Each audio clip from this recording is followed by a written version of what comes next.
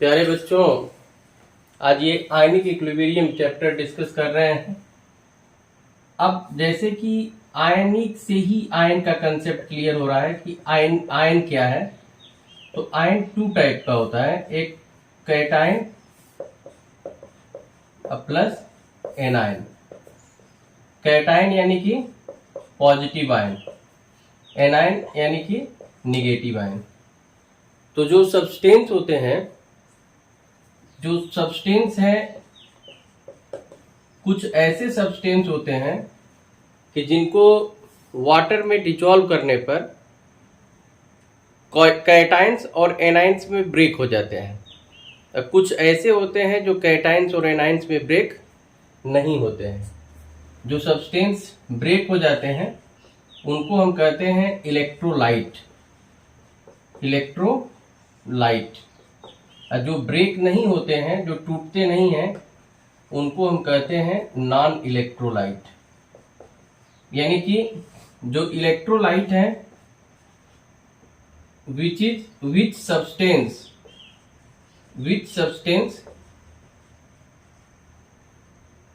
is ionized into cations and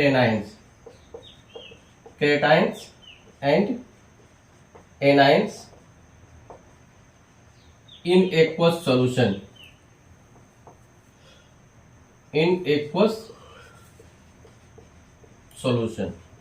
aqueous solution यानी कि water में। जब वाटर में इनको डिजॉल्व करते हैं तो जो आयोनाइज्ड हो जाते हैं कैटायन और एनायन में, उनको क्या कहते हैं? इलेक्ट्रोलाइट कहते हैं। अब इलेक्ट्रोलाइट जो होते हैं ये टू टाइप के होते हैं। एक वीक इलेक्ट्रोलाइट होता है, वीक इलेक्ट्रोलाइट जो पार्शियली, जो आंशिक रूप से डिसोसिएट होता है। और जो स्ट्रॉन्ग इलेक्ट्रोलाइट है, स्ट्रॉन्ग इलेक्ट्रोलाइट ये कंप्लीटली डिसोसिएट होता है। और जो सब्सटेंस ये वाटर में आयोनाइज्ड नहीं होते हैं, पॉजिटिव निगेटिव आयन में आयोनाइज्ड नहीं होते हैं, उनको हम क्या कहते हैं? They are not ionized into cations and anions. ये कैटायंस और एनायंस में नहीं ब्रेक होते हैं। जैसे ये ग्लूकोज है, C6H12O6 ग्लूकोज, या फिर ये शुगर है C12H22O11, या यूरिया NH2CONH2। तो ये डिसोसिएट नहीं होते हैं, इनको नॉन इलेक्ट्रोलाइट कहते हैं। They are not ionized into cations and anions. Cations और एनायंस में ये आयोनाइज्ड नहीं होते हैं। अब समझने की बात यह है कि कैटायंस और एनायंस में आयोनाइज्ड कौन होते हैं। तो वीक इलेक्ट्रोलाइट है, स्ट्रॉन्ग इलेक्ट्रोलाइट है। जितने भी एल्कली मेटल हैं, जैसे LiNa KRbCs, इनके जो साल्ट होते हैं वो स्ट्रॉन्ग इलेक्ट्रोलाइट होते हैं। NaCl, KBr, Na2SO4, ये सब स्ट्रॉन्ग है। लेकिन वीक में जो वीक इलेक्ट्रोलाइट है, जितने भी कार्बोक्सिलिक एसिड हैं, formic acid, acetic acid, propionic acid, ये सब क्या है? वीक इलेक्ट्रोलाइट है। स्ट्रॉन्ग इलेक्ट्रोलाइट जितने भी जो स्ट्रॉन्ग साल्ट होते हैं, जैसे HCl, HNO3, H2SO4, HI, ये सब क्या है? जो स्ट्रॉन्ग इलेक्ट्रोलाइट है। स्ट्रॉन्ग इलेक्ट्रोलाइट जो होते हैं, स्ट्रॉन्ग इलेक्ट्रोलाइट ये नियरली 100%, मतलब कंप्लीटली आयोनाइज्ड होता है। 100% आयोनाइज्ड होता है कैटायंस और एनायंस में। और जो वीक है, ये वीक इलेक्ट्रोलाइट है, ये लेस देन 100% होते हैं, यानी कि ये पार्शियली होते हैं, आंशिक रूप से। तो अब हम समझ गए कि इलेक्ट्रोलाइट क्या है। तो इलेक्ट्रोलाइट उसको कहते हैं जो एक्वस सॉल्यूशन में कैटायंस और एनायंस में डिसोसिएट हो जाते हैं, कैटाइंस और एनाइंस बनाते हैं। और जो कैटाइंस और एनाइंस में ब्रेक नहीं होते हैं, दे आर नॉट आयोनाइज्ड, माने ये ब्रेक नहीं होते हैं कैटाइंस एनाइंस में, जैसे ग्लूकोज, शुगर, यूरिया, इनको हम क्या कहते हैं, ये नॉन इलेक्ट्रोलाइट कहते हैं। तो अब हम लोग समझेंगे आयोनाइजेशन वीक एसिड का, स्ट्रॉन्ग एसिड का। तो देखिए, जितने भी स्ट्रॉन्ग इलेक्ट्रोलाइट हैं, स्ट्रॉन्ग इलेक्ट्रोलाइट, ये स्ट्रॉन्ग इलेक्ट्रोलाइट है, इनको अगर वाटर में डिजॉल्व करते हैं तो ये जो रिएक्शन होता है, ये क्या होता है, अगर स्ट्रॉन्ग इलेक्ट्रोलाइट जो होते हैं वाटर में, ये कंप्लीटली होते हैं तो इरिवर्सिबल रिएक्शन होता है, इरिवर्सिबल, ये इरिवर्सिबल रिएक्शन होता है इनका वाटर में जो डिसोसिएशन है। लेकिन जो वीक इलेक्ट्रोलाइट होते हैं, वीक इलेक्ट्रोलाइट, तो वीक इलेक्ट्रोलाइट को जो वाटर में डिजॉल्व करते हैं तो ये रिवर्सिबल रिएक्शन है, रिवर्सिबल, यानी कि दोनों डायरेक्शन में होता है। क्यों होता है, क्योंकि जो वीक इलेक्ट्रोलाइट होते हैं वो पार्शियली डिसोसिएट होते हैं, आंशिक रूप से डिसोसिएट होते हैं। तो जितने भी वीक इलेक्ट्रोलाइट हैं, जैसे कि ये जो वीक इलेक्ट्रोलाइट में एसिटिक एसिड है CH3COOH, ये वाटर में डिजॉल्व करेंगे CH3COOH, तो ये वाटर में डिजॉल्व करने पर ये एसीटेट आयन और H+ इसमें ब्रेक हो जाता है। जितने भी मतलब NH4OH है, ये भी वीक है, वीक बेस है, तो इनको भी अगर हम डिजॉल्व करेंगे तो ये इरिवर्सिबल रिएक्शन बनाता है, NH4+ OH-। तो जो वीक इलेक्ट्रोलाइट होते हैं वो पार्शियली डिसोसिएट होते हैं, रिवर्सिबल रिएक्शन शो करते हैं, और जो इक्विलिब्रियम है रिवर्सिबल रिएक्शन में ही होता है। तो आइए हम लोग देखते हैं आयोनाइजेशन। तो आयोनाइजेशन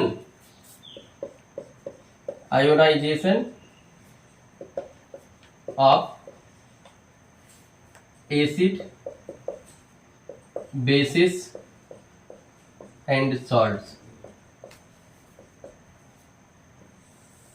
तो जैसे मान लीजिए ये HA, ये वीक एसिड है, वीक एसिड, और इनका जब आयोनाइजेशन होता है तो H+A-,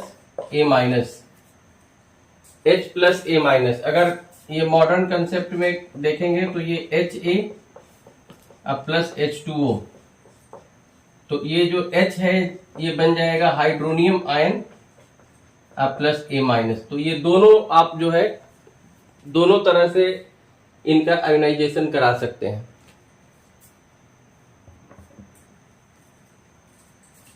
अब जो है ये BOH, ये BOH क्या है, ये वीक बेस है, तो वीक बेस है तो इनका जो आयोनाइजेशन होता है B+OH-, या फिर BOH प्लस H2O। तो इनका जब करेंगे तो वही B+ और OH- इसमें जो है ब्रेक हो जाएगा, यानी कि जो आर्हेनियस कंसेप्ट के अनुसार जो बेस होते हैं OH- और जो एसिड होते हैं H+ लूज करते हैं एक्वस सॉल्यूशन में। अब हम लोग डिस्कस करेंगे acid base concept, acid base concept. तो ये एसिड बेस कंसेप्ट, ये 4 टाइप का हम लोग डिस्कस करेंगे। सबसे फर्स्ट है क्लासिकल कंसेप्ट। क्लासिकल कंसेप्ट होता है, क्लासिकल कंसेप्ट में एसिड और बेस इंडिकेटर से टेस्ट किए जाते हैं। जैसे कुछ ये हम ले लेते हैं लिटमस, एक ब्लू लिटमस है और रेड लिटमस है। तो acid change blue litmus into red, अबीर, ये अबीर कोड वर्ड है। जो एसिड होता है ये ब्लू लिटमस को रेड में चेंज करता है, और जो बेस होता है base change red litmus into blue, red litmus into blue. तो बेस जो है रेड को ब्लू में चेंज करता है और एसिड जो होता है ब्लू को रेड में चेंज करता है। तो इस तरह से आप जो है ये phenolphthalein, methyl orange, thymol blue, गुड़हल का जो फूल है, अगर इसको वाटर में हम हीट कर देते हैं, गर्म कर देते हैं, तो जो ये भी एक तरह का ये इंडिकेटर का काम करता है। हल्दी भी एक तरह का इंडिकेटर है, नेचुरल इंडिकेटर है ये सब। तो एसिड बेस इंडिकेटर ऐसे सब्सटेंस होते हैं जिसमें एसिड डालने पर एक कलर और बेस डालने पर दूसरा कलर हो जाता है। तो क्लासिकल कंसेप्ट में हम वैसे चेक करते थे। दूसरा है आर्हेनियस कंसेप्ट। तो आर्हेनियस ने ये कहा कि जो एसिड होते हैं they loose H plus ion into aqueous solution. Aqueous solution में कौन सा आयन लूज करते हैं? H plus ion. जैसे ये HCl है तो H प्लस Cl माइनस, या H2SO4 है तो ये क्या लूज करता है? 2H plus plus SO4 2 minus. इसी तरह से HNO3 nitric acid H plus NO3 minus. तो आर्हेनियस कंसेप्ट के अनुसार जो एसिड होते हैं इनको जब वाटर में डिजॉल्व करते हैं तो H प्लस आयन लूज करते हैं, और जो बेस होते हैं they lose OH minus ion in aqueous solution. यानी कि NaOH है तो NaOH Na plus OH minus lose कर रहा है, या CaOH का होल ट्वाइस है तो Ca2 प्लस 2OH माइनस। यानी कि आर्हेनियस कंसेप्ट के अनुसार जो एसिड होते हैं, acid H plus ion lose करते हैं, ये H प्लस आयन लूज करते हैं, और जो बेस होते हैं OH माइनस आयन लूज करते हैं। तो ये आपको याद रखना है, ये आर्हेनियस का कंसेप्ट है। इसके बाद हम लोग डिस्कस करेंगे Lewis acid Lewis base concept. Lewis acid Lewis base concept. Lewis acid Lewis base concept. तो इस कंसेप्ट में ये कोड वर्ड से ही हम समझ सकते हैं। कोड वर्ड है ईपाला। ईपाला, बहुत ज्यादा ठंडा पड़ता है तो हम कहते हैं बहुत पाला पड़ रहा है, तो ई से हो जाएगा electron pair acceptor is Lewis acid. और EPDLB इलेक्ट्रॉन पेयर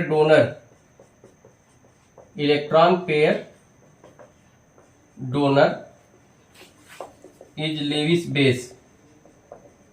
जो इलेक्ट्रॉन पेयर डोनर होते हैं, अब जैसे ये अगर हम लेविस एसिड की बात करें, Lewis acid and Lewis bases, तो H प्लस लेविस एसिड है लेकिन H माइनस लेविस बेस है, क्योंकि ये इलेक्ट्रॉन पेयर डोनर है, ये एक्सेप्टर है। CH3 प्लस ये एक्सेप्टर है, लेकिन CH3 माइनस, ये जो भी एल्काइल ग्रुप है R प्लस और R माइनस, ये लेविस बेस है। NO2 प्लस एक्सेप्टर है लेकिन NO2 माइनस ये डोनर है, लेविस बेस है। Cl plus Br plus I plus ये सब लेविस एसिड है, लेकिन Cl minus Br minus I minus ये लेविस बेस है। जो इलेक्ट्रॉन पेयर डोनर है, जैसे मान लीजिए OH माइनस है, NH2 है, इन पे लोन पेयर इलेक्ट्रॉन होता है, इलेक्ट्रॉन पेयर ये डोनेट करते हैं, इलेक्ट्रॉन पेयर डोनर है। Nucleophilic substitution reaction, nucleophilic substitution reaction में इलेक्ट्रॉन पेयर डोनेट करते हैं। तो जो इलेक्ट्रॉन पेयर डोनर है उनको लेविस बेस कहते हैं।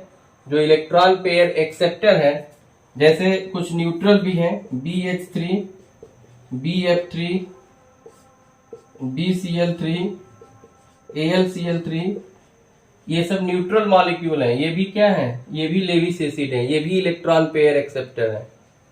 क्यों एक्सेप्टर है? क्योंकि इनके बैलेंस सेल में, अब जैसे BH3 है तो बोरान के बैलेंस सेल में 3 इलेक्ट्रॉन होता है, तो ये 2 2 4 2 6, 2 की कमी है, यानी कि एक इलेक्ट्रॉन पेयर एक्सेप्ट करके और अपने ऑक्टेट को कंप्लीट करता है। तो इस तरह से जो लेविस एसिड होते हैं, लेविस एसिड ये इलेक्ट्रॉन पेयर एक्सेप्टर होते हैं, और जो लेविस बेस है ये इलेक्ट्रॉन पेयर डोनर होते हैं। तो इस तरह से हम लोगों को लेविस एसिड, लेविस बेस का जो कंसेप्ट है क्लियर करना है। अब हम लोग डिस्कस करेंगे ब्रॉन्स्टेड-लॉरी एसिड बेस कंसेप्ट। तो जो ब्रॉन्स्टेड-लॉरी एसिड बेस कंसेप्ट है, इस कंसेप्ट के अनुसार जो एसिड होते हैं ये प्रोटॉन H+ डोनर होते हैं।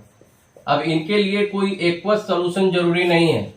आर्हेनियस ने ये कहा था कि ऐसे सब्सटेंस जिनको वाटर में डिजॉल्व करने पर H+ और नेगेटिव आयन में टूटते हैं, लेकिन यहाँ पर थोड़ा डिफरेंट है।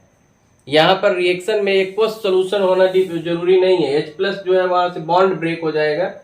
प्रोटॉन H+ ये डोनर है, और जो बेस होता है ये प्रोटॉन H+ एक्सेप्टर होता है। अब जैसे ये H2O है, तो H2O ये H+ OH-, तो यहाँ पे ये एसिड की तरह बिहेव कर रहा है, एसिड, और ये कंजुगेट बेस की तरह। लेकिन वहीं H2O अगर H+ गेन कर लेगा, तो H+ ये गेन करेगा तो क्या बन जाएगा, H3O+ बन जाएगा। तो अब ये जब H2O जब गेन कर रहा है तो ये बेस हो गया, और जो बन रहा है वो कंजुगेट एसिड हो गया। जैसे NH3 है, NH3 अगर H+ को लूज कर दिया, H+ निकाल दिया, तो ये एसिड हो गया, एसिड। लेकिन वही NH3 जब H+ को गेन कर किया, NH4+ बना, तो बेस हो गया। तो इस कंसेप्ट के अनुसार अगर किसी भी सब्सटेंस से H+ निकलता है, तो वो सब्सटेंस H+ लूज करने की जिसकी टेंडेंसी होती है उसको हम क्या कहते हैं, ब्रॉन्स्टेड-लॉरी एसिड कहते हैं। अगर H+ गेन कर रहा है तो उसको क्या बोलते हैं, उसको हम बेस। तो यहाँ यही NH3 है जो एसिड की तरह बिहेव कर रहा है, और यहाँ पे बेस की तरह। ये H2O है, एसिड की तरह बिहेव कर रहा है, लेकिन यहाँ H+ गेन कर रहा है तो बेस की तरह। तो H+ जिससे लूज होता है, तो H+ अगर लूज हो रहा है, ये H+ लूज हो रहा है तो एसिड है, और H+ अगर ये गेन कर रहा है तो ये बेस है, ये बेस है। उसी तरह से ये लूज कर रहा है तो एसिड है, ये NH3 गेन कर रहा है तो बेस है। अगर जुड़ रहा है उस पर तो बेस है। तो ब्रॉन्स्टेड-लॉरी कंसेप्ट के अनुसार ये प्रोटॉन का ट्रांसफर, तो प्रोटॉन का अगर ट्रांसफर हो रहा है, अगर एक दे रहा है तो एसिड है, और जो ले रहा है वो बेस है। तो ये 4 कंसेप्ट आपको बताए गए। एक क्लासिकल कंसेप्ट जो एसिड बेस इंडिकेटर से हम उसकी जांच करते हैं एसिड बेस की। दूसरा है आर्हेनियस कंसेप्ट। एसिड ऐसे सब्सटेंस होते हैं जो वाटर में डिजॉल्व करने पर कैटायन और एनायन में ब्रेक हो जाते हैं, और बेस ऐसे सब्सटेंस हैं जो एसिड जो होते हैं एक्वस सॉल्यूशन में H+ आयन लूज करते हैं, और जो बेस होते हैं OH- आयन लूज करते हैं। ये Lewis acid Lewis base concept में है कि जो इलेक्ट्रॉन पेयर डोनर है वो क्या है, इलेक्ट्रॉन पेयर डोनर ये लेविस बेस है, और जो एक्सेप्टर है वो लेविस एसिड है। तो इस तरह से ये चारों कंसेप्ट आप समझ रहे थे। इसके बाद हम ओस्टवाल्ड डाइल्यूशन लॉ डिस्कस करेंगे। Let AB is a weak electrolyte. ये वीक इलेक्ट्रोलाइट है, इलेक्ट्रोलाइट। तो अगर इसको हम डिजॉल्व करते हैं H2O में, तो ये Ba अब प्लस OH माइनस में ब्रेक हो जाएगा, क्योंकि A प्लस बनेगा B माइनस बनेगा, तो ये A प्लस B माइनस और ये H प्लस OH माइनस, तो इसका जो पॉजिटिव है इसके निगेटिव के साथ, यानी कि Ha बनेगा BOH। अब यहाँ पे अगर इसका इनिशियल कंसंट्रेशन C है तो इसका 0 होगा। अगर डिग्री ऑफ डिसोसिएशन अल्फा है तो C अल्फा ये हो जाएगा। तो at ionic equilibrium, ionic equilibrium किसको कहते हैं? जिसमें रेट ऑफ फॉरवर्ड रिएक्शन और रेट ऑफ बैकवर्ड दोनों इक्वल होता है। तो K इज इक्वल टू होगा ये HaBOH अपॉन AB, और HA की जगह पे हम C alpha into C alpha upon C minus alpha रखेंगे। तो K इज C कटेगा, C अल्फा स्क्वायर अपॉन ये C alpha square upon 1 minus alpha हो जाएगा। अब if electrolyte is very weak, electrolyte is very weak यानी कि इनका डिसोसिएशन बहुत कम होता है, तो 1 माइनस अल्फा इक्विवेलेंट टू 1 होगा, यानी कि K is equal to C alpha square, यानी कि alpha square is equal to K upon C। तो ये ओस्टवाल्ड डाइल्यूशन लॉ है। इन्होंने कहा था कि the degree of dissociation of any weak electrolyte is directly proportional to its dilution.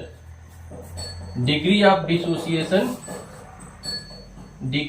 Dissociation of any weak electrolyte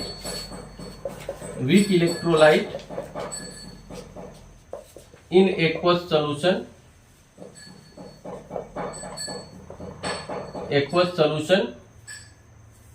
is directly proportional to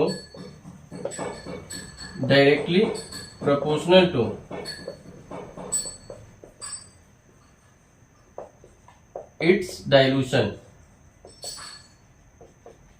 तो Ostwald dilution law में it's dilution माने उसके dilution के डायरेक्टली प्रोपोर्शनल होता है। जितना dilute होगा उतना ही ज्यादा डिग्री ऑफ डिसोसिएशन अधिक होगा। अब इसके बाद हम लोग डिस्कस करेंगे, या हम दूसरे शब्दों में ये कह सकते हैं कि जो डिग्री ऑफ डिसोसिएशन है, डिग्री ऑफ डिसोसिएशन ये अल्फा, डिग्री ऑफ डिसोसिएशन जो अल्फा है ये इसके कंसंट्रेशन के स्क्वायर रूट का इनवर्सली प्रोपोर्शनल होता है। तो ये भी आप कह सकते हैं कि डिग्री ऑफ डिसोसिएशन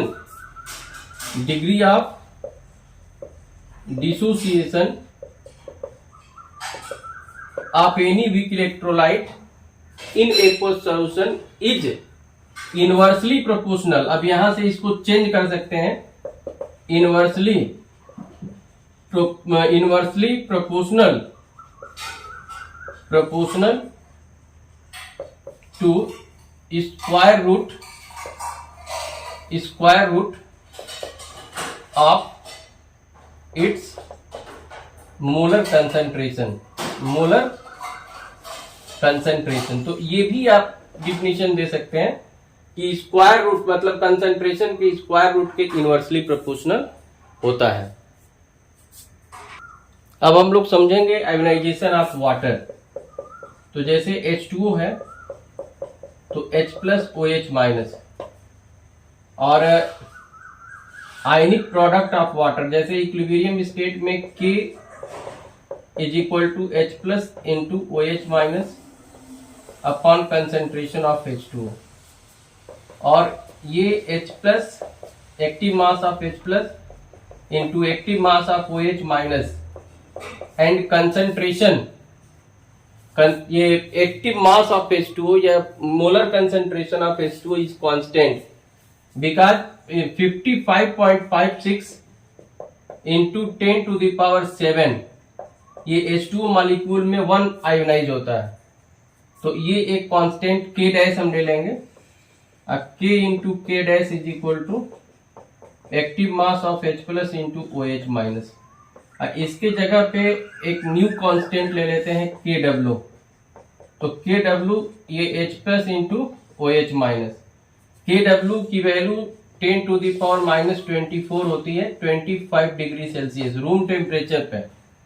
KW को हम क्या कहते हैं, KW जो है ये KW ionic product of water है, ionic product of water, water का आयनिक प्रोडक्ट है KW, जिसकी वैल्यू कितनी होती है 10 टू द पावर माइनस 14 होती है।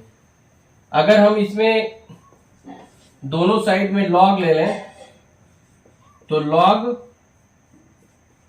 KW इज इक्वल टू ये लॉग H प्लस अब ये लॉग M इंटू N का फॉर्मूला लगेगा तो लॉग OH माइनस हो जाएगा is equal to log 10 to the power minus 14, यानी कि लॉग अब माइनस से मल्टीप्लाई कर देंगे तो लॉग KW ये माइनस लॉग H प्लस ये plus minus log OH minus और इज इक्वल टू 14।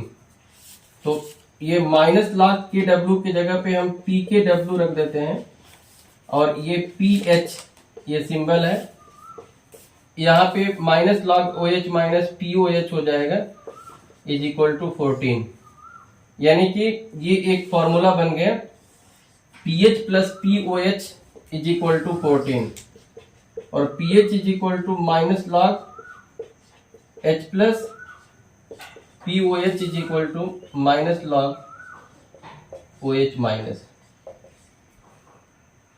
तो इस तरह से ये फॉर्मूला डिराइव हो गया। तो अब यहां पर जैसे एक फॉर्मूला हो गया pH is equal to minus log H plus, या अगर लॉग की प्रॉपर्टी लगा देंगे तो एक दूसरा फॉर्मूला बन जाएगा H plus is equal to 10 to the power minus PH, ये माइनस से मल्टीप्लाई कर देंगे और H प्लस ये 10 टू द पावर जो बेस है उसका पावर हो जाएगा।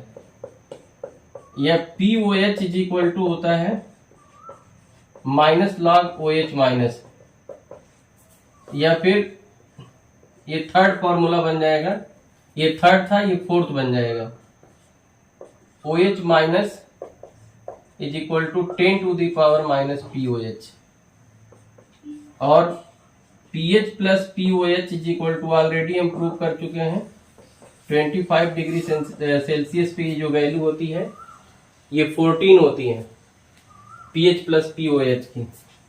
उसी तरह से pKa है तो pKa क्या होगा माइनस लॉग Ka, या pKb है तो माइनस लॉग ये Kb।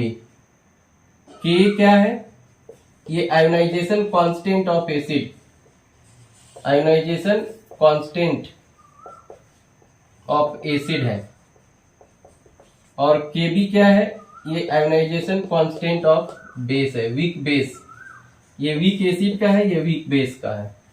तो इतना फॉर्मूला अगर आप लोगों को याद रहेगा तो कैलकुलेशन आप आसानी से कर लेंगे। अब आइए हम लोग समझते हैं, जैसे ये 10 टू दी पावर 3 m अगर ये HCl है तो इसमें H प्लस का जो कंसंट्रेशन होगा कितना हो जाएगा 10 to the power minus 3m हो जाएगा, क्योंकि जितना H प्लस होगा, जैसे HCl है तो ये H प्लस Cl माइनस में लूज हो रहा है। अगर ये 10 to the power minus 3m H2SO4 है तो H2SO4 क्या होता है, ये H2SO4 ये 2H प्लस और SO4 2 माइनस में ब्रेक होता है। तो यहाँ जो H प्लस का कंसंट्रेशन हो जाएगा ये 2 into 10 to the power minus 3m हो जाएगा। और H3PO4 अगर है तो ये 3H plus plus PO4 3 minus, तो यहाँ जो H प्लस का कंसंट्रेशन होगा, अगर मान लीजिए कि ये भी 10 का पावर माइनस 3m है तो ये 3 into 10 to the power minus 3m हो जाएगा। जितना जो है H प्लस लूज होगा वो एन फैक्टर कहलाता है। एन फैक्टर या एक्स फैक्टर भी बोलते हैं, या इसको बेसिसिटी ऑफ एसिड बोलते हैं। तो उससे मल्टीप्लाई कर देंगे कंसंट्रेशन ऑफ एसिड में, तो ये एक फॉर्मूला हो गया H plus is equal to n factor into molarity of acid, molarity of acid. लेकिन अगर नॉर्मेलिटी दी गई है तो नॉर्मेलिटी में ऑलरेडी ये एन फैक्टर और मोलरिटी इसको मल्टीप्लाई कर देंगे तो ये क्या बन जाएगा, नॉर्मेलिटी। तो अगर नॉर्मेलिटी अगर है तो उसमें फिर ऑलरेडी एन फैक्टर से मल्टीप्लाई है। जैसे ये 10⁻³ नॉर्मल H2SO4 है, तो इसका जो H प्लस निकलेगा अगर n है तो ये डायरेक्ट 10⁻³ m हो जाएगा। इसमें एन फैक्टर से मल्टीप्लाई नहीं करना है, क्योंकि मोलरिटी और एन फैक्टर मल्टीप्लाई होने के बाद नॉर्मेलिटी बनता है। तो अब H प्लस जब मालूम रहेगा तो आप OH माइनस PH POH सब निकाल सकते हैं।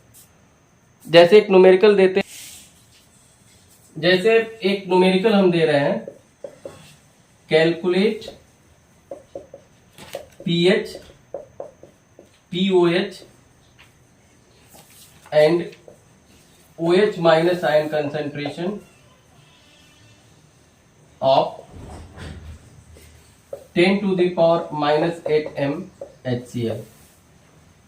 तो इसमें 10⁻⁻8 m है, तो ये H प्लस का जो कंसंट्रेशन हो जाएगा 10⁻⁻7 मोल आपको जोड़ना पड़ेगा। क्यों जोड़ना पड़ेगा, क्योंकि जो वाटर होता है तो वाटर में H प्लस और OH माइनस का जो कंसंट्रेशन है ये 10⁻⁻7 m होता है। तो चूंकि इससे अगर ज्यादा है तब तो ये 10⁻⁻7 नेग्लेक्ट हो जाता है, लेकिन अगर इसके नियरर है जैसे 10⁻⁻8 है तब जोड़ेंगे हम। तो ये हो जाएगा H प्लस, ये कॉमन ले लेंगे तो यहाँ पे 1 आएगा, यहाँ पे 10⁻⁻1 यानी कि 1.1 इंटू 10⁻⁻7 या 11 इंटू 10⁻⁻8 भी लिख सकते हैं। अब pH अगर निकालेंगे तो ये माइनस लॉग OH माइनस,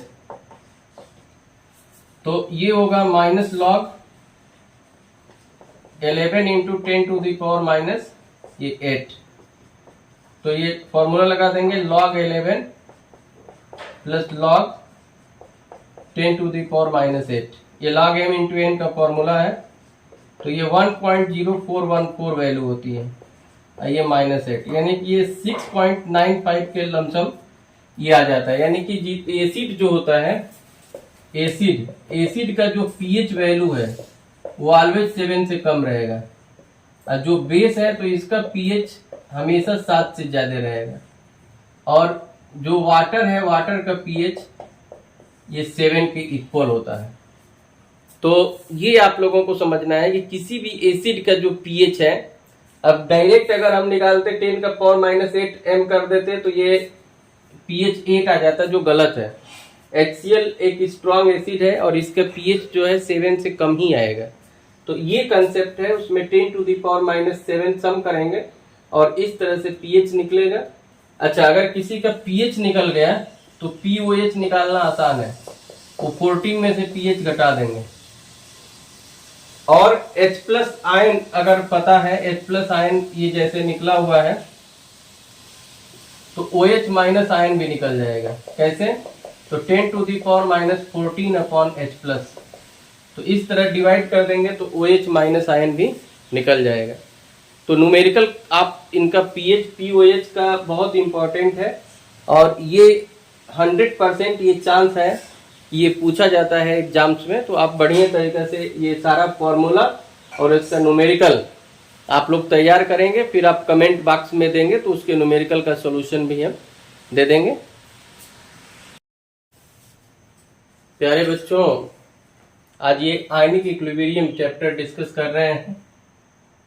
अब जैसे कि आयनिक से ही आयन का कंसेप्ट क्लियर हो रहा है कि आयन क्या है, तो आयन 2 टाइप का होता है, एक cation plus anion.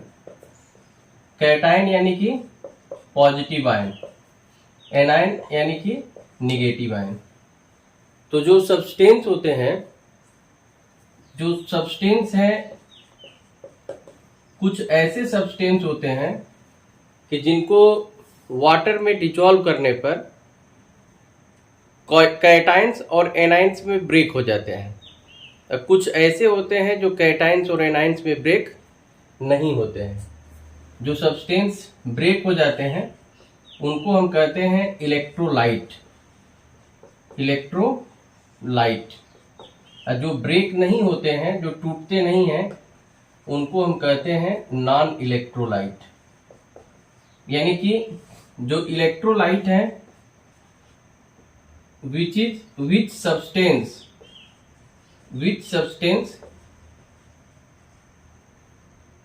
is ionized into cations and anions,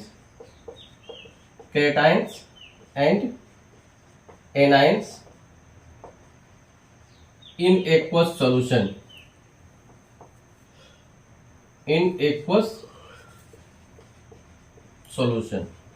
aqueous solution यानी कि वाटर में। जब वाटर में इनको डिजॉल्व करते हैं तो जो आयोनाइज्ड हो जाते हैं कैटाइन और एनाइन में, उनको क्या कहते हैं? इलेक्ट्रोलाइट कहते हैं। अब इलेक्ट्रोलाइट जो होते हैं ये 2 टाइप के होते हैं। एक वीक इलेक्ट्रोलाइट होता है। वीक इलेक्ट्रोलाइट जो पार्शियली, जो आंशिक रूप से डिसोसिएट होता है। और जो स्ट्रॉन्ग इलेक्ट्रोलाइट है, स्ट्रॉन्ग इलेक्ट्रोलाइट ये कंप्लीटली डिसोसिएट होता है।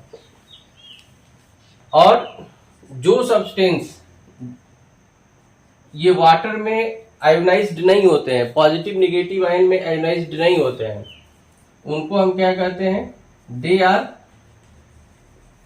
Are not ionized into cations and anions। ये कैटाइंस और एनाइंस में नहीं ब्रेक होते हैं। जैसे ये ग्लूकोज है C6H12O6 ग्लूकोज, या फिर ये शुगर है C12H22O11, या यूरिया NH2CONH2। तो ये डिसोसिएट नहीं होते हैं, इनको नॉन इलेक्ट्रोलाइट कहते हैं। They are not ionized into cations and anions. Cations और एनाइंस में ये आयोनाइज्ड नहीं होते हैं। अब समझने की बात यह है कि कैटाइंस और एनाइंस में आयोनाइज्ड कौन होते हैं। तो वीक इलेक्ट्रोलाइट है, स्ट्रॉन्ग इलेक्ट्रोलाइट है। जितने भी एल्कली मेटल हैं, जैसे LiNaKRbCs, इनके जो साल्ट होते हैं वो स्ट्रॉन्ग इलेक्ट्रोलाइट होते हैं। NaCl, KBr, Na2SO4, ये सब स्ट्रॉन्ग है। लेकिन वीक में जो वीक इलेक्ट्रोलाइट है, जितने भी कार्बोक्सिलिक एसिड हैं, formic acid, acetic acid, propionic acid, ये सब क्या है? वीक इलेक्ट्रोलाइट है। स्ट्रॉन्ग इलेक्ट्रोलाइट जितने भी जो स्ट्रॉन्ग साल्ट होते हैं, जैसे HCl, HNO3, H2SO4, HI, ये सब क्या है? जो स्ट्रॉन्ग इलेक्ट्रोलाइट है। स्ट्रॉन्ग इलेक्ट्रोलाइट जो होते हैं, स्ट्रॉन्ग इलेक्ट्रोलाइट ये नियरली 100%, मतलब कंप्लीटली आयोनाइज्ड होता है। 100% आयोनाइज्ड होता है कैटाइंस और एनाइंस में। और जो वीक है, ये वीक इलेक्ट्रोलाइट है, ये लेस देन 100% होते हैं, यानी कि ये पार्शियली होते हैं, आंशिक रूप से। तो अब हम समझ गए कि इलेक्ट्रोलाइट क्या है। तो इलेक्ट्रोलाइट उसको कहते हैं जो एक्वस सॉल्यूशन में कैटाइंस और एनाइंस में डिसोसिएट हो जाते हैं, कैटाइंस और एनाइंस बनाते हैं। और जो कैटाइंस और एनाइंस में ब्रेक नहीं होते हैं, दे आर नॉट आयोनाइज्ड, माने ये ब्रेक नहीं होते हैं कैटाइंस एनाइंस में, जैसे ग्लूकोज, शुगर, यूरिया, इनको हम क्या कहते हैं? ये नॉन इलेक्ट्रोलाइट कहते हैं। तो अब हम लोग समझेंगे आयोनाइजेशन वीक एसिड का, स्ट्रॉन्ग एसिड का। तो देखिए, जितने भी स्ट्रॉन्ग इलेक्ट्रोलाइट हैं, स्ट्रॉन्ग इलेक्ट्रोलाइट, ये स्ट्रॉन्ग इलेक्ट्रोलाइट है, इनको अगर वाटर में डिजॉल्व करते हैं तो ये जो रिएक्शन होता है ये क्या होता है, अगर स्ट्रॉन्ग इलेक्ट्रोलाइट जो होते हैं वाटर में ये कंप्लीटली होते हैं तो इरिवर्सिबल रिएक्शन होता है, इरिवर्सिबल, ये इरिवर्सिबल रिएक्शन होता है इनका वाटर में जो डिसोसिएशन है।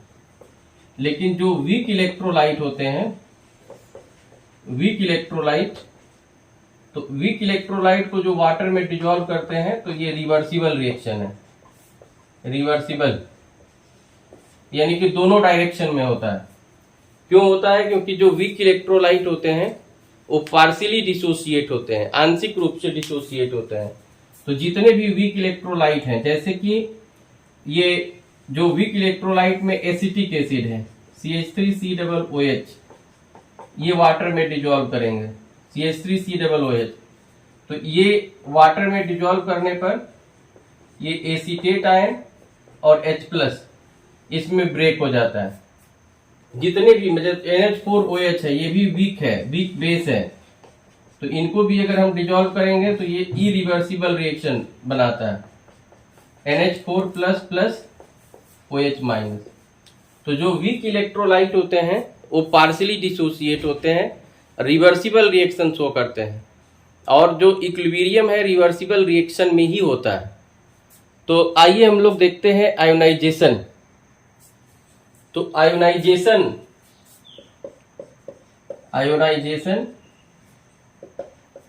Of acid, bases and salts. तो जैसे मान लीजिए ये Ha, ये वीक एसिड है, वीक एसिड, और इनका जब आयोनाइजेशन होता है तो H+A-, अगर ये मॉडर्न कंसेप्ट में देखेंगे तो ये Ha प्लस H2O, तो ये जो H है ये बन जाएगा हाइड्रोनियम आयन प्लस A-। तो ये दोनों आप जो है दोनों तरह से इनका आयोनाइजेशन करा सकते हैं।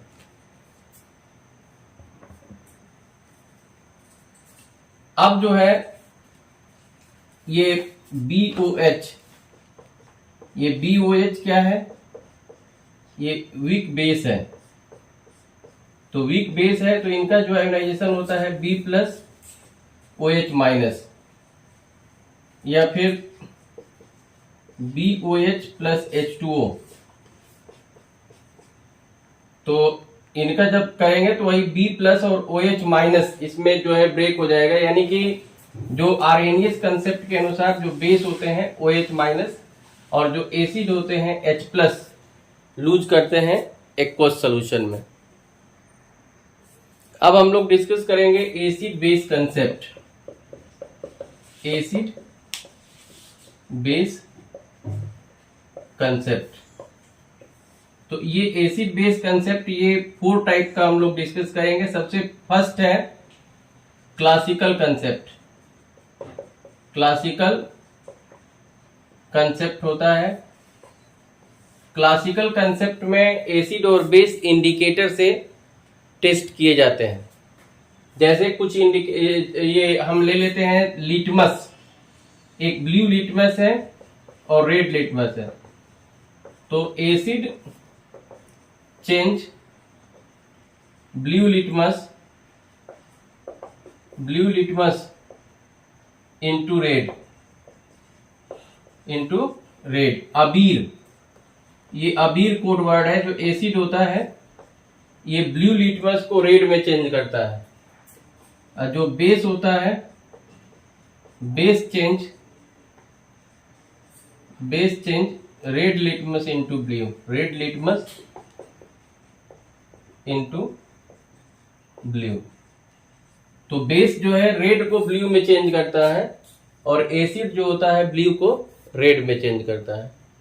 तो इस तरह से आप जो है ये फिनोक्सिलिन, मेथाइल ऑरेंज, थाइमॉल ब्लू, गुड़हल का जो फूल है अगर इसको वाटर में हम हीट कर देते हैं, गर्म कर देते हैं, तो जो ये भी एक तरह का ये इंडिकेटर का काम करता है। हल्दी भी एक तरह का इंडिकेटर है, नेचुरल इंडिकेटर है ये सब। तो एसिड बेस इंडिकेटर ऐसे सब्सटेंस होते हैं जिसमें एसिड डालने पर एक कलर और बेस डालने पर दूसरा कलर हो जाता है। तो क्लासिकल कंसेप्ट में हम वैसे चेक करते थे। दूसरा है आर्हेनियस कंसेप्ट। तो आर्हेनियस ने ये कहा कि जो एसिड होते हैं they loose H+ ion into aqueous solution. Aqueous solution में कौन सा आयन लूज करते हैं? H+ ion. जैसे ये HCl है तो H+Cl- या H2SO4 है तो ये क्या लूज करता है? 2H+ SO4 2-। इसी तरह से HNO3 नाइट्रिक एसिड H+NO3-।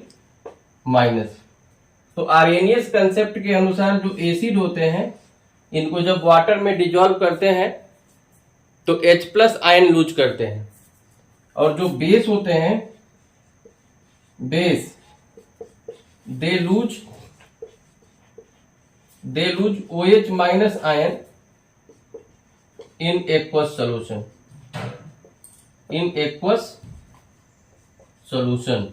यानी कि NaOH है तो NaOH Na+OH- लूज कर रहा है, या CaOH का होल ट्वाइस है तो Ca2+2OH-। यानी कि आर्हेनियस कंसेप्ट के अनुसार जो एसिड होते हैं, एसिड H+ आयन लूज करते हैं, ये H+ आयन लूज करते हैं, और जो बेस होते हैं OH- आयन लूज करते हैं।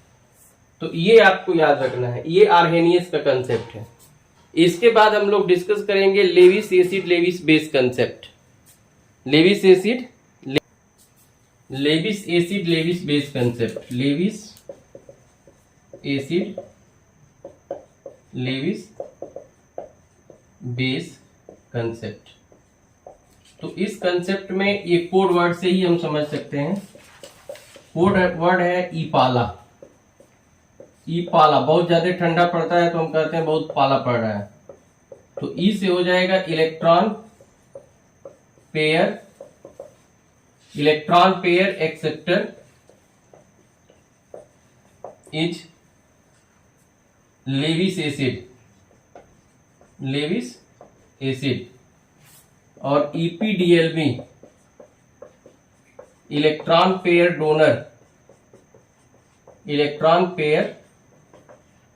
Donor is Lewis base.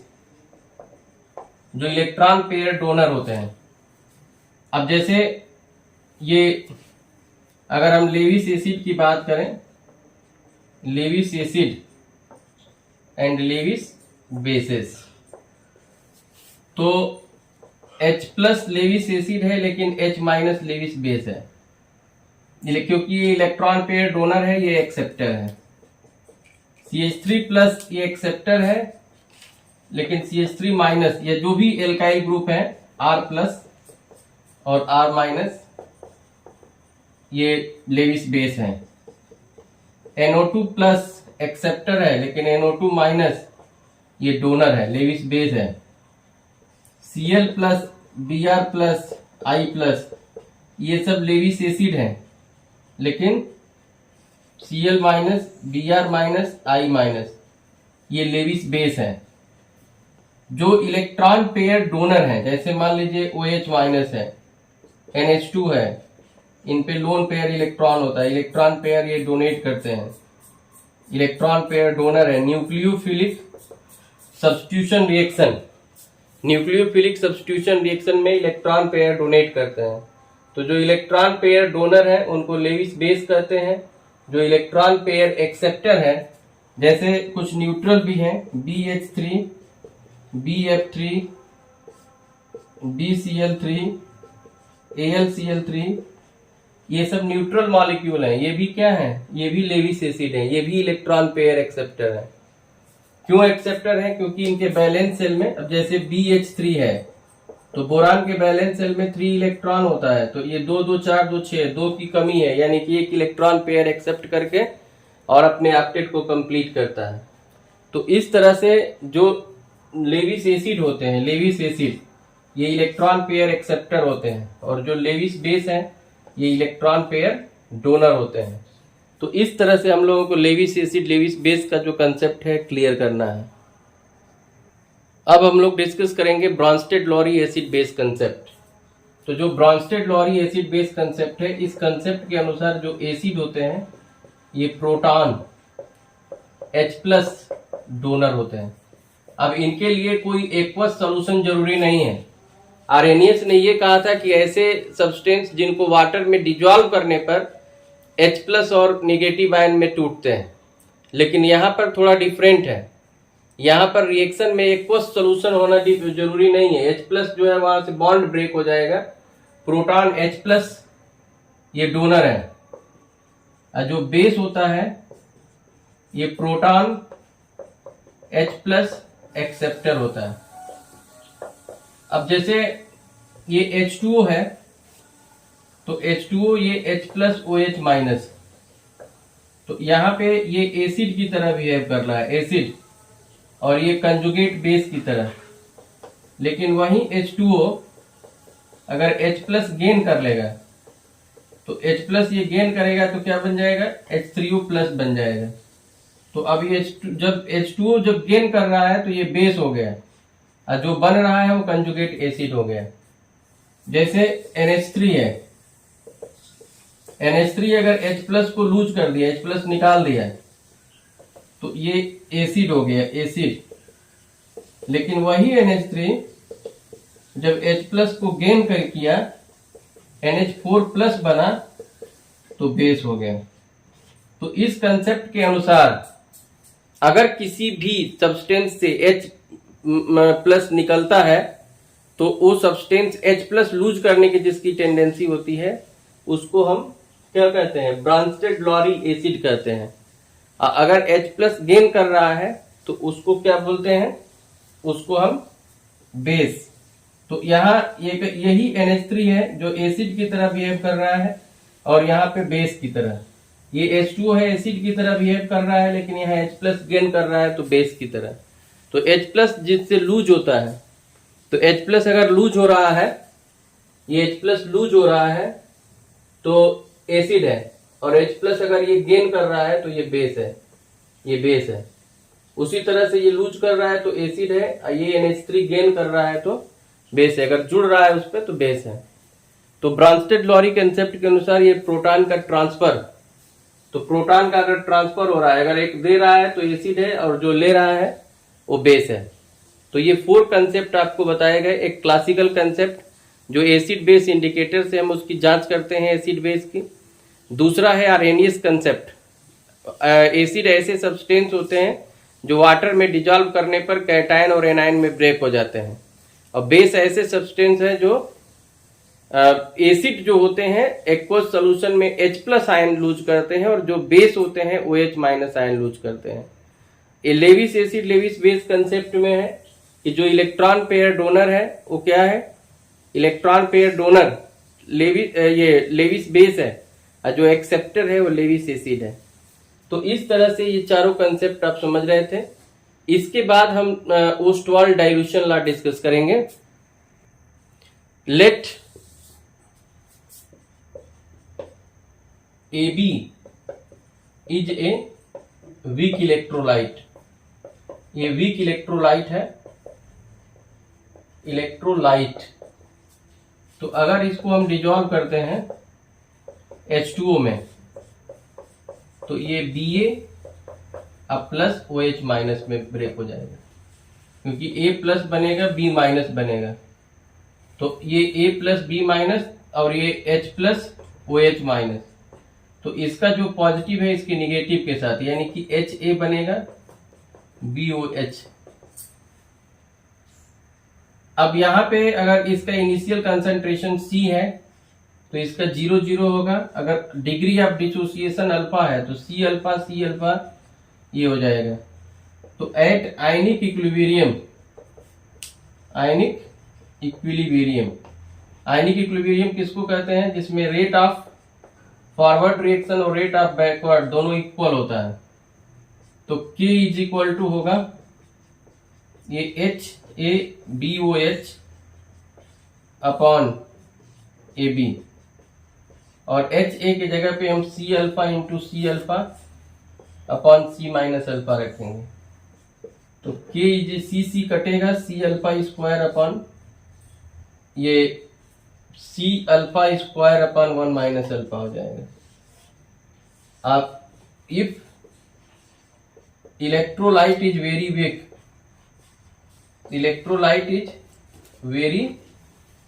Week, यानी कि इनका डिसोसिएशन बहुत कम होता है, तो 1 माइनस अल्फा इक्विवेलेंट टू 1 होगा, यानी कि K is equal to C alpha square, यानी कि alpha square is equal to K upon C।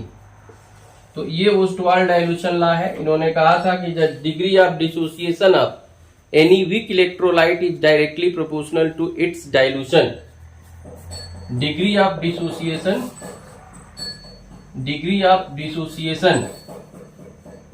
Of any weak electrolyte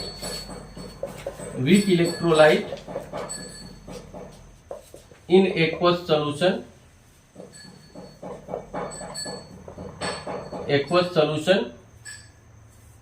is directly proportional to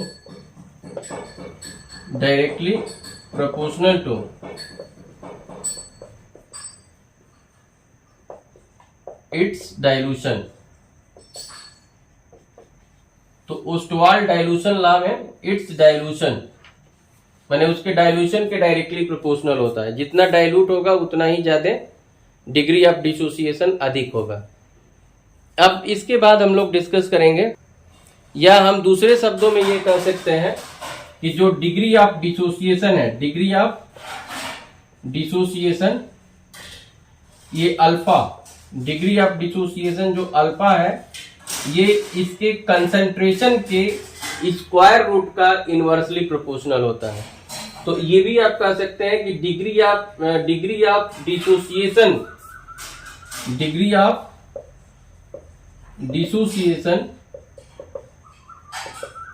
of any weak electrolyte in aqueous solution is inversely proportional. अब यहां से इसको change कर सकते हैं, inversely proportional to square root of its molar concentration. तो ये भी आप डिफिनेशन दे सकते हैं कि स्क्वायर रूट मतलब कंसंट्रेशन के स्क्वायर रूट के इनवर्सली प्रोपोर्शनल होता है। अब हम लोग समझेंगे आयोनाइजेशन ऑफ वाटर। तो जैसे H2O है तो H प्लस OH माइनस, और आयनिक प्रोडक्ट ऑफ वाटर जैसे इक्विलिब्रियम स्टेट में K is equal to H plus into OH minus upon concentration of H2O, और ये H plus active mass of H plus into active mass of OH minus and concentration, ये active mass of H2O या molar concentration of H2O is constant because 55.56 into 10 to the power 7 ये H2O molecule में 1 ionise होता है। तो ये एक constant K dash हम ले लेंगे, K into K dash is equal to active mass of H plus into OH minus. इसके जगह पे एक न्यू कांस्टेंट ले लेते हैं KW। तो KW ये H plus into OH minus, KW की value 10 to the power minus 24 होती है 25 डिग्री सेल्सियस रूम टेम्परेचर पे। KW को हम क्या कहते हैं? KW जो है ये KW ionic product of water है, आयनिक प्रोडक्ट ऑफ वाटर का आयनिक प्रोडक्ट है KW। जिसकी वैल्यू कितनी होती है 10 टू द पावर माइनस 14 होती है। अगर हम इसमें दोनों साइड में लॉग ले लें तो log K W is equal to ये लॉग एच प्लस अब ये लॉग एम इंटू एन का फॉर्मूला लगेगा तो लॉग ओ एच माइनस हो जाएगा is equal to log 10 to the power minus 14, यानी कि लॉग अब माइनस से मल्टीप्लाई कर देंगे तो लॉग के डब्ल्यू ये माइनस लॉग एच प्लस ये plus minus log O H minus और इज इक्वल टू 14। तो ये माइनस लॉग के डब्ल्यू की जगह पे हम पी के डब्ल्यू रख देते हैं और ये पी एच ये सिंबल है, यहाँ पे minus log O H minus P O H हो जाएगा इज इक्वल टू 14, यानी कि ये एक फॉर्मूला बन गया P H plus P O H is equal to 14 और P H is equal to minus log H plus P O H is equal to minus log O H minus. तो इस तरह से ये फॉर्मूला डिराइव हो गया। तो अब यहां पर जैसे एक फॉर्मूला हो गया P H is equal to minus log H plus, या अगर लॉग की प्रॉपर्टी लगा देंगे तो एक दूसरा फॉर्मूला बन जाएगा H plus is equal to 10 to the power minus P H, ये माइनस से मल्टीप्लाई कर देंगे और एच प्लस ये 10 टू द पावर जो बेस है उसका पावर हो जाएगा, या P O H is equal to होता है minus log O H minus, या फिर ये थर्ड फॉर्मूला बन जाएगा, ये थर्ड था ये फोर्थ बन जाएगा O H minus is equal to 10 to the power minus P O H, और P H plus P O H is equal to already हम प्रूव कर चुके हैं 25 डिग्री सेल्सियस पे जो वैल्यू होती है ये 14 होती है P H plus P O H की। उसी तरह से पी के ए है तो पी के ए क्या होगा माइनस लॉग के ए, या पी के बी है तो माइनस लॉग ये के बी। के क्या है ये ionization constant of acid, ionization constant of acid है, और के बी क्या है ये आयोनाइजेशन कांस्टेंट ऑफ बेस है, वीक बेस, ये वीक एसिड का है ये वीक बेस का है। तो इतना फॉर्मूला अगर आप लोगों को याद रहेगा तो कैलकुलेशन आप आसानी से कर लेंगे। अब आइए हम लोग समझते हैं, जैसे ये 10 टू दी पावर 3m अगर ये HCl है तो इसमें H प्लस का जो कंसंट्रेशन होगा कितना हो जाएगा 10 to the power minus 3m हो जाएगा, क्योंकि जितना H प्लस होगा जैसे HCl है तो ये H प्लस Cl माइनस में लूज हो रहा है। अगर ये 10 to the power minus 3m H2SO4 है तो H2SO4 क्या होता है ये H2SO4 ये 2H प्लस और SO4 2 माइनस में ब्रेक होता है, तो यहाँ जो H प्लस का कंसंट्रेशन हो जाएगा ये 2 into 10 to the power minus 3m हो जाएगा। और H3PO4 अगर है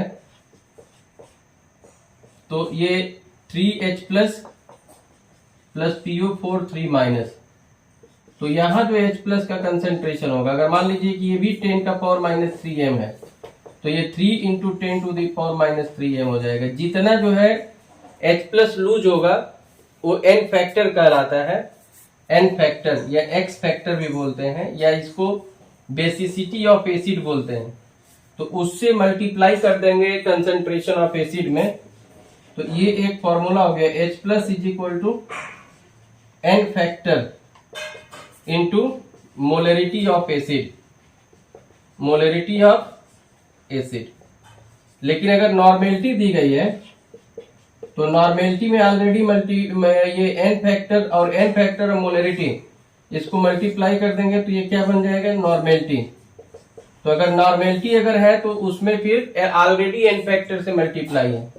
जैसे ये 10⁻³ नॉर्मल H2SO4 है, तो इसका जो H प्लस निकलेगा अगर n है तो ये डायरेक्ट 10⁻³ m हो जाएगा।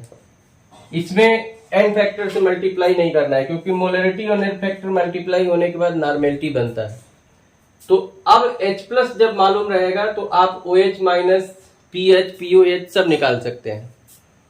जैसे एक न्यूमेरिकल देते हैं, जैसे एक न्यूमेरिकल हम दे रहे हैं, कैलकुलेट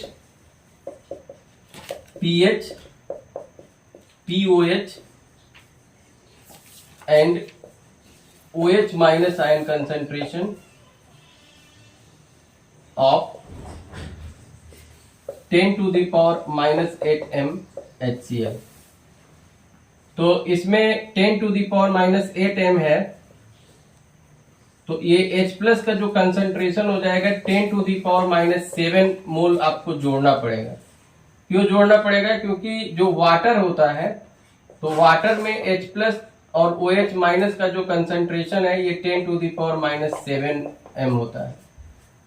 तो चूंकि इससे अगर ज्यादा है तब तो ये 10⁻⁻7 नेग्लेक्ट हो जाता है, लेकिन अगर इसके नियरर है जैसे 10⁻⁻8 है तब जोड़ेंगे हम। तो ये हो जाएगा H प्लस, ये कॉमन ले लेंगे तो यहाँ पे 1 आएगा, यहाँ पे 10⁻⁻1 यानी कि 1.1 इंटू 10⁻⁻7 या 11 इंटू 10⁻⁻8 भी लिख सकते हैं। अब pH अगर निकालेंगे तो ये माइनस लॉग OH माइनस, तो ये होगा माइनस लॉग 11 इंटू 10⁻⁻8। तो ये फॉर्मूला लगा देंगे log 11 प्लस log 10⁻⁸। ये log m इंटू n का फॉर्मूला है, तो ये 1.0414 वैल्यू होती है, ये -8 यानी कि ये 6.95 के लमसम ये आ जाता है। यानी कि एसिड जो होता है, एसिड का जो pH वैल्यू है वो ऑलवेज 7 से कम रहेगा, और जो बेस है तो इसका pH हमेशा 7 से ज्यादा रहेगा, और जो वाटर है वाटर का pH ये 7 के इक्वल होता है। तो ये आप लोगों को समझना है कि किसी भी एसिड का जो pH है, अब डायरेक्ट अगर हम निकालते 10⁻⁻8 m कर देते तो ये pH 8 आ जाता, जो गलत है। HCl एक स्ट्रॉन्ग एसिड है और इसका pH जो है 7 से कम ही आएगा। तो ये कंसेप्ट है, उसमें 10⁻⁻7 सम करेंगे और इस तरह से pH निकलेगा। अच्छा, अगर किसी का pH निकल गया तो POH निकालना आसान है, वो 14 में से pH घटा देंगे। और H प्लस आयन अगर पता है, H प्लस आयन ये जैसे निकला हुआ है तो OH माइनस आयन भी निकल जाएगा। कैसे, तो 10⁻⁻14 अपॉन H प्लस, तो इस तरह डिवाइड कर देंगे तो OH माइनस आयन भी निकल जाएगा। तो न्यूमेरिकल आप इनका pH POH का बहुत इंपॉर्टेंट है, और ये 100% ये चांस है कि ये पूछा जाता है एग्जाम्स में। तो आप बढ़िया तरीके से ये सारा फॉर्मूला और इसका न्यूमेरिकल आप लोग तैयार करेंगे, फिर आप कमेंट बॉक्स में देंगे तो उसके न्यूमेरिकल का सॉल्यूशन भी हम दे देंगे।